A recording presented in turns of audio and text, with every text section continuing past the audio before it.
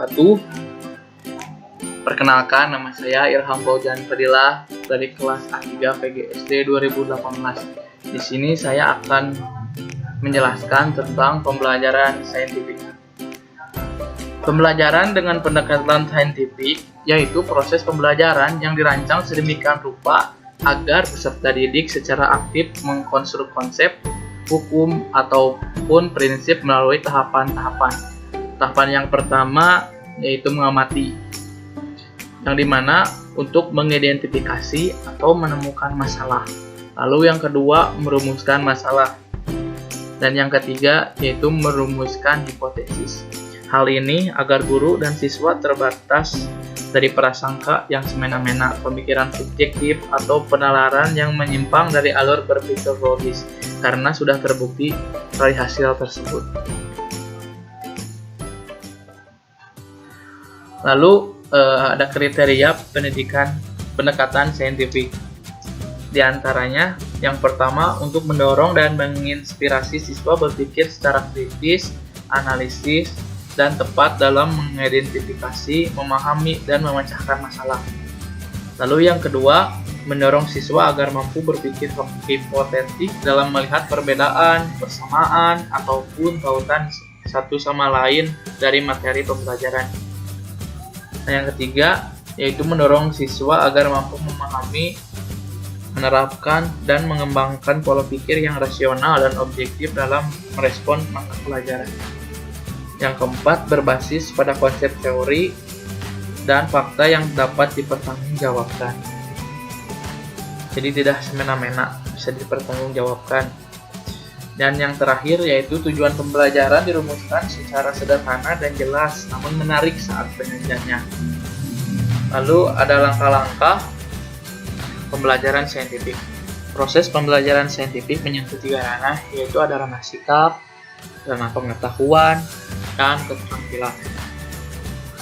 Ranah sikap yaitu mengambil transportasi substansi atau materi ajar agar peserta didik tahu.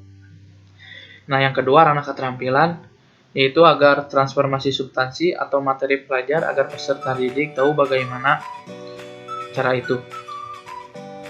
Nah, yang ketiga ranah pengetahuan mengambil transformasi substansi atau materi ajar agar peserta didik itu tahu apa. Nah, hasil akhirnya adalah peningkatan dan keseimbangan antara kemampuan untuk menjadi manusia yang baik dan manusia yang memiliki kecakapan dan pengetahuan untuk hidup secara layak, dan peserta didik yang meliputi aspek kompetensi, sikap, pengetahuan, dan keterampilan. Kurikulum 2013 menekankan pada dimensi pedagogik modern dan pembelajaran, yaitu menggunakan pendekatan ilmiah. Kurikulum 2013 ini sangat cocok dengan pembelajaran pendekatan menggunakan metode saintifik. Hal ini karena dalam pembelajaran saintifik meliputi mengamati, yaitu disebut observasi, lalu menanya yang disebut questioning, lalu menalar yang disebut associating, mencoba yang disebut experimenting, dan membentuk jejaring yaitu yang disebut networking. Penggunaan pendekatan ilmiah dalam pembelajaran akan melahirkan peserta didik yang produktif, kreatif, inovatif, dan afektif melalui penguatan sikap, keterampilan, dan pengetahuan yang integrasi. Nah, sekarang aplikasi pembelajaran menggunakan pendekatan saintifik pada tema manusia sebagai makhluknya. Yang pertama mungkin kita sebagai pengajar memberikan dulu contoh lembar pola pemukiman penduduk.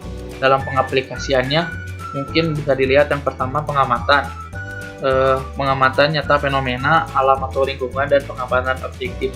Yang kedua, kita memberikan penjelasan tentang pola pemukiman penduduk. Nah, yang ketiga kesimpulannya tentang makhluk sosial dan dihubungkan dengan pemukiman penduduk. Proses mengamati. Pengamatan objek sangat cocok untuk siswa yang mulai menerima kebenaran logis, sehingga mereka tidak mempersalahkan suatu rangkaian kebenaran sebelum yang didapatkan dari penalaran yang benar, walaupun objeknya tidak nyata. Jadi hanya tahu dari gambarnya saja, namun mereka bisa mengaplikasikannya. Pengumpulan data pemahaman kebenaran pengetahuan yang dapat berupa definisi, grafik, dan lain sebagainya. Seperti contohnya, Siswa diminta membayangkan kegiatan petani di sawah. Kemudian diminta menjelaskan atau bercerita tentang kegiatan petani berikutnya sampai dengan hasil beras menjadi nasi. Dihubungkan dengan tema manusia sebagai makhluk sosial. Nah, bisa dilihat hasil pengamatannya. Ada 6 orang di sawah yang sedang menanam padi. Lalu orang-orang bekerja di sawah membentuk saluran irigasi. Yang ketiga, orang-orang sedang bekerja melakukan panen padi. Kesimpulan tentang makhluk sosialnya yaitu analisisnya, kegiatan petani dalam menggarap sawahnya untuk menanam padi pada saat sampai dengan panen. Yang pertama bisa dianalisis yaitu satu, memerlukan pedagang benih. Jadi harus membeli dulu benih dari pedagang. Setelah membeli benih, petani memerlukan pekerja untuk menanam padi atau bisa sendiri juga sih. Nah, yang ketiga, setelah masa tanam, petani memerlukan pupuk dan pekerja. Yang keempat, pekerja untuk penyiangan gulma. Yang kelima, pekerja untuk penyemprotan hama. Yang keenam, buruh panen. Yang ketujuh, setelah itu agar padi tersebut dapat diuangkan, petani perlu pembeli. Kegiatan ini mungkin dapat berhenti sampai di sini. Tetapi jika ingin menganalisis sampai dengan berupa beras dan sampai di meja berupa hidangan nasi, tentu kegiatan petani dapat dilanjutkan. Dapat juga bertanya. Yang pertama, mengapa para petani memerlukan orang lain untuk mengerjakan semua pekerjaan yang mengarah pada pekerjaan menggarap sawah? Yang kedua, bagaimana seandainya tidak ada yang membantu menggarap sawah? Yang ketiga, apa yang akan terjadi seandainya tidak ada orang lain yang membantu? Alternatif seperti itu perlu dibangun sehingga memunculkan kreativitas dan berpikir yang mudah ke yang sukar.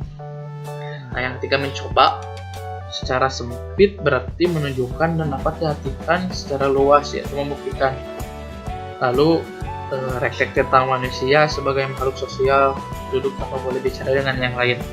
Nah, dari kesimpulannya itu mengaitkan konsep dalam IPS itu sendiri dengan mengaitkan konsep yang diperoleh dengan dunia nyata. Hasil praktek yang diperoleh siswa digunakan untuk aplikasi dalam dunia nyata dikaitkan dengan pengetahuan sehingga siswa dapat menarik kesimpulan tentang